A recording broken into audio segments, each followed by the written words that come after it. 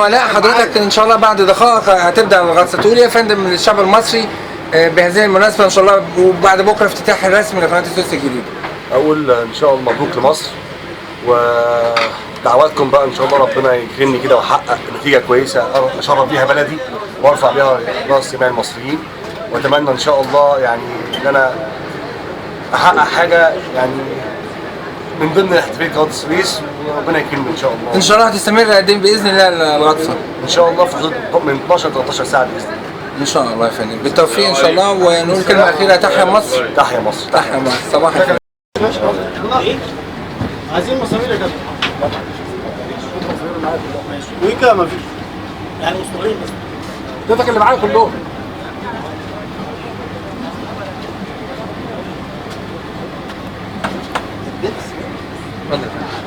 كابتن.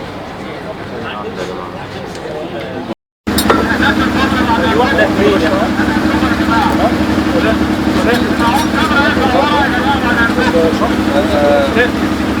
هتدوس على الزر الاول بتاع هو ده المفصل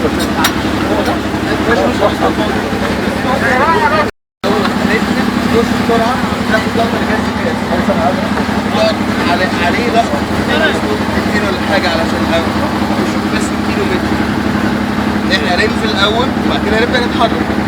فانا اهم حاجه عندي الجي بي اس لما نبدا نتحرك هتلاقي زيرو. انا عايز اشوف هو كده ولا لا مش واحد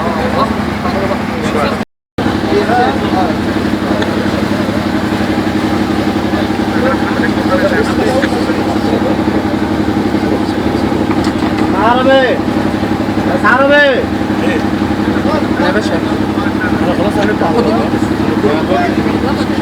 طيب تمام.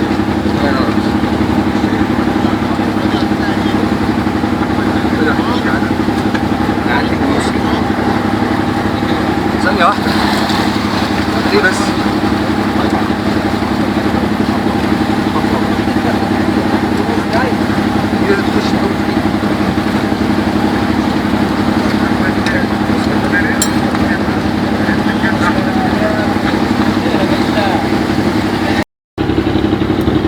جاهز بيربط الحزام بس.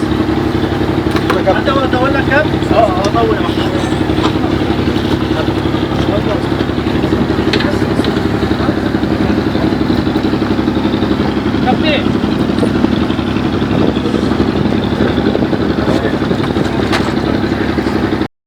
تابع معاك. متابعين هم بيجهزوا له بيجهزوا الاسطوانات.